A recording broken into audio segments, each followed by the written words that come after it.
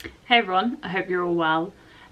For today's video I'm going to do a little Q&A video. So I think it was a couple months back now I actually hit 500 subscribers. I know it's probably not a lot to most people, but I was pretty proud of it. And pretty much every time I've hit some sort of like milestone number, I've always done like a Q&A.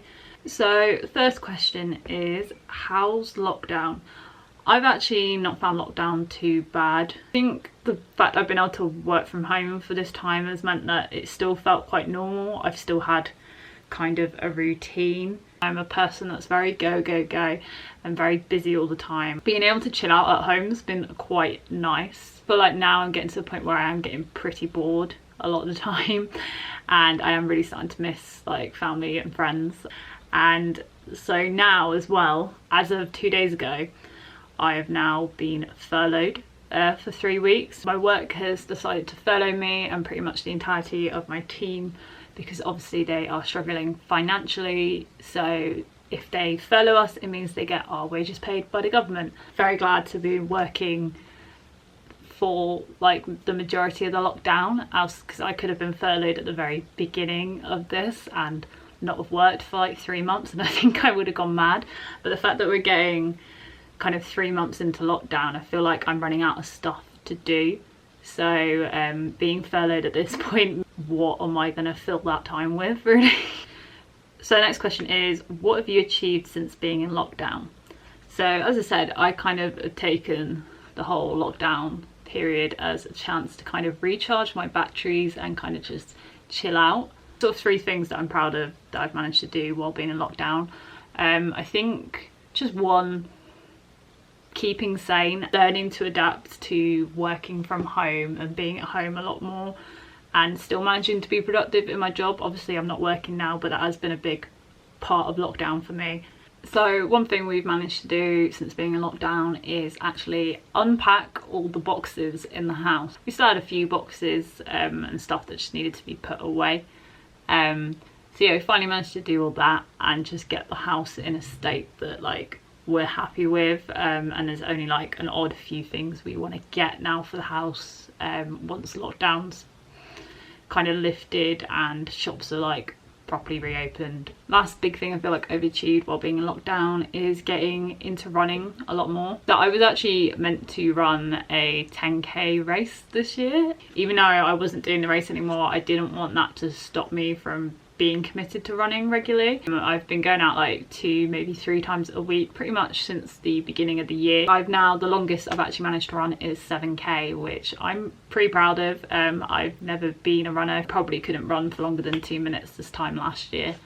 So the next question is, show us a hidden talent or a weird body trick you can do. I am so boring. I don't have a single hidden talent. I don't have a lot of talent, and I don't have anything that I can do that not many other people can do, so I wasn't really sure how to answer this one. So the next lot of questions are from my friend Bryony, and she asked, who's your favourite member of the EOC? So the EOC is basically a friendship group that I became close to quite a few years ago now. We made a group chat because we all love the singer Matt Cardle. Obviously I cannot choose a favourite member. I will say Bryony because she's probably the only one that watches my videos, and I don't think any of the others would realise. So Bryony also asked, what is your favourite Matt Cardle memory? So I've had a lot of good memories. I've been to a lot of his gigs over the years. I've travelled pretty much like all over the country to see him. One of the memories that really stands out to me was when me and one of my really good friends, Hannah, one of his tours that we went to, one of the shows in Bath, we went as VIP, and there was only 7 VIPs, so there wasn't many of us at all. It ended up being like so chill. We just sat and chatted with Matt for literally like, I think it was like 40 minutes to an hour, and it was just like really nice. So next question is, where is your dream place to visit? One place I really want to go is California. Obviously Disneyland is in California, but that's not the only reason I want to go to California. I really want to visit like LA and like San Francisco and like Yosemite and stuff, and I think like one day hopefully me and Josh will do like a big road trip around that sort of area of America and just spend like 2 or 3 weeks there. So the next question is, what is your favourite ride at Disney? So hands down, my favourite ride at Disney is Toy Story Mania. Honestly, when we went on Toy Story Mania, we had so much fun. We're both very competitive, so we take it very seriously. In the 2 weeks we were in Disney World, we actually went on that ride 4 times, and it was the most times we went on any ride in the whole Disney World. The next question is, what is your favourite snack at Disney? So like, this is like impossible to choose because obviously there is so much good food at Disney. I'm gonna be cheeky and pick a top 3 because I can't possibly choose just one. So my top 3 snacks would be funnel cake, the Num Num cookie, and the classic Mickey pretzel. The next question is favourite meal at Disney World. When we were in Disney World, we had the quick service dining plan, so we didn't do a lot of like sit down meals, but one we did do was Ohana, and that was probably my favourite meal that I ate there. It's a really nice place. The service was amazing. The food was incredible.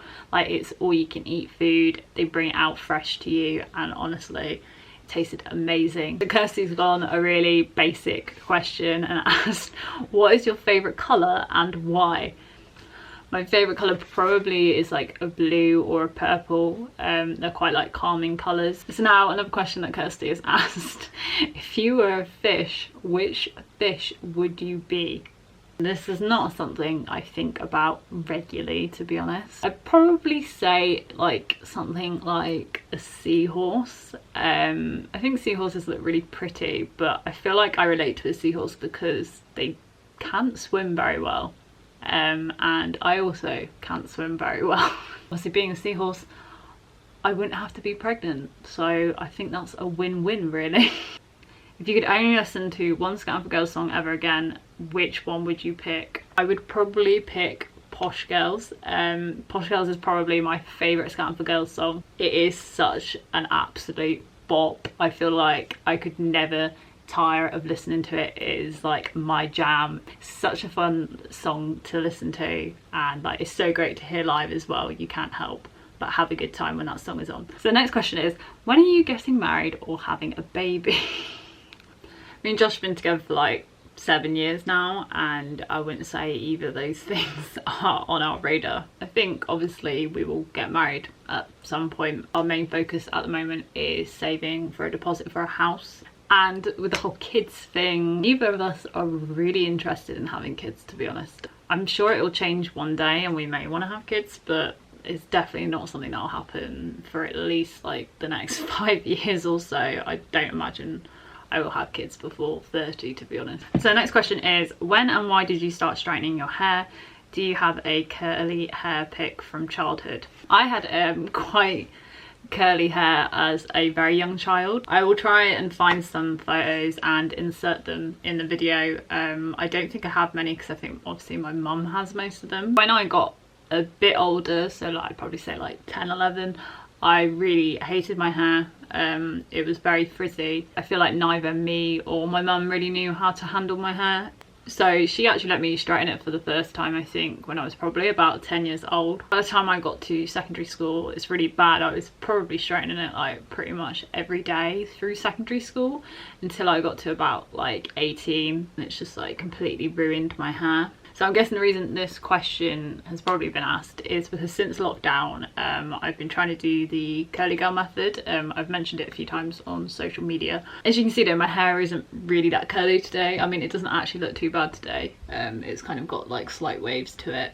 And that's because like the last couple of weeks I've kind of taken a bit of a break from the curly girl method because I felt like the products I originally bought when I started the curly girl method didn't end up working very well for my hair. It definitely made my hair more curly, but after I'd been using it for a while, I noticed that my hair was a lot more dry and frizzy, and it kind of felt very like straw-like. It just wasn't nice. Pretty much at the minute I'm in the middle of kind of like trying different curly girl products, so I think I found a good shampoo now, and I think I've got a good shampoo and conditioner combo. So next step really is to try and find a good gel or like styling product that I can use in my hair to actually keep the curls in hold, that won't make my hair go really like dry. So next question is, what is something you are struggling with? So as I mentioned, I feel like the one thing I'm struggling with at the moment, which is probably only going to get worse over the next couple of weeks, is just being bored and like not being able to go do stuff and see people. So I actually kind of got this last question kind of asked twice. So Kirsty asked me, what is your favourite video you've ever made? And Dennis asked me, what's my favourite 100 videos that I've made? Not sure on that one. So the absolute favourite video I've probably made is a video I made for my friend Kelly a few years ago. So as I mentioned, that group of friends I met through Matt Cardle, one of the group, Kelly, was having a rough time, so we managed to, even though we all live all over the country, we managed to surprise her and come visit her without her finding out. And I filmed a whole video of the day, and I got everybody else to film bits for the video. I feel like when I put it together, it came together really well, and I feel like lately I've really enjoyed editing the videos from our Disney World trip last year. It's been really fun to edit and then watch back, because like I absolutely love that holiday so much. And yeah, I just think that is the beauty of doing YouTube videos, is being able to relive memories, even if it was like years ago, being able to go back and relive those memories through the videos. Yeah, that's probably a good note to end on. I hope you've enjoyed this video. I hope you're all keeping safe, and I shall speak to you in the next video. Bye.